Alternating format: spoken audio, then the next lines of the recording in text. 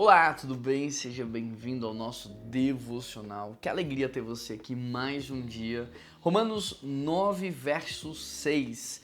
O texto diz assim: Não pensemos que a palavra de Deus falhou, pois nem todos os descendentes de Israel são Israel.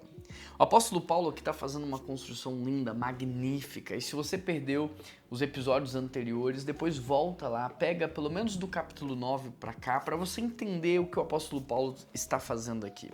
E quando eu olho para essa construção, eu percebo algumas coisas. E a primeira delas é: as circunstâncias não têm o poder de anular as promessas de Deus. Ainda que Israel não estivesse vivendo de maneira digna daquilo que Deus sonhou, ainda que muitos estivessem rejeitando a promessa, rejeitando o príncipe da paz, rejeitando Jesus Cristo, ainda que muitos estivessem vivendo muito aquém dos sonhos e projetos de Deus, nada disso impediu Deus de cumprir a promessa dele em relação ao povo. E é isso que faz com que o apóstolo Paulo possa dizer: a palavra de Deus nunca falhou. Aquilo que Deus deseja fazer, ele vai fazer com você ou sem você, mas aquilo que Deus deseja fazer, ele vai fazer. Os planos de Deus não serão frustrados. Então, ainda que você pense: puxa vida, mas tal país está atrapalhando os planos de Deus, tal presidente está atrapalhando o projeto de Deus, tal organização, tal igreja, tal liderança, tal pastor está atrapalhando Deus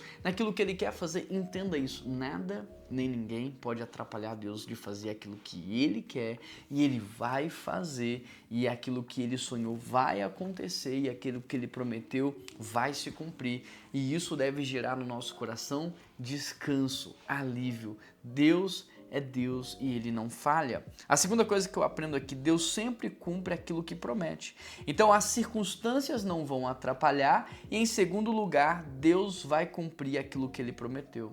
A fidelidade de Deus não depende da resposta humana. A fidelidade de Deus com o povo de Israel não dependia de Israel. Deus continuou conduzindo a história, mesmo que o povo fosse infiel, fosse desleal.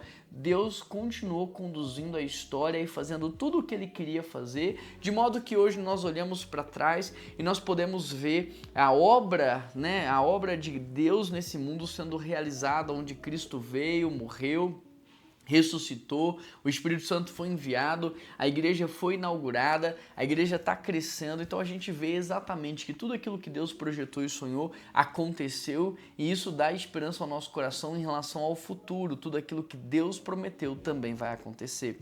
A terceira coisa que eu aprendo aqui é que a nossa confiança deve estar na palavra e não nas circunstâncias. Se as circunstâncias não podem mudar, se aquilo que Deus prometeu Ele vai cumprir, então a nossa confiança tem que estar respaldada na palavra, fundamentada na palavra, e não nas circunstâncias, não nas emoções, não nos sentimentos, não naquilo que eu acho, não naquilo que eu penso, mas naquilo que a palavra de Deus diz. Quais são as promessas que Deus tem para você, para sua casa, para sua família, para o teu casamento, para a vida dos teus filhos, para a tua vida financeira?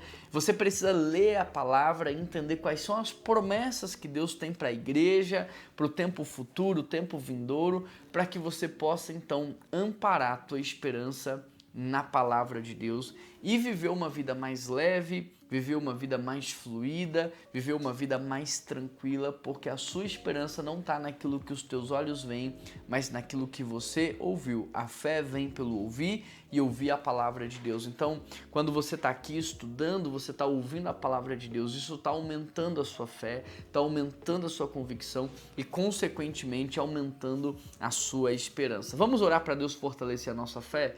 Pai, fortalece a nossa fé. Fortalece, Deus, a nossa esperança, nos dê uma esperança inabalável, nos dê uma convicção inabalável, Pai. Eu peço ao Senhor que nos ajude de fato na nossa falta de fé, nos nossos medos, incertezas, pânicos, inseguranças, angústias, ó Pai, e que o Senhor anule tudo isso e nos dê de fato, Deus, convicção, esperança, aumenta a nossa fé. Esta é a minha oração, em nome de Jesus Cristo que eu oro e te agradeço. Amém, amém e amém. Manda esse devocional para todo mundo que você conhece que está precisando ter esperança e crescer na fé. E se você ainda não se inscreveu, se inscreva nesse canal, ative as notificações. Eu te espero aqui amanhã. Um grande abraço, que Deus te abençoe e até mais.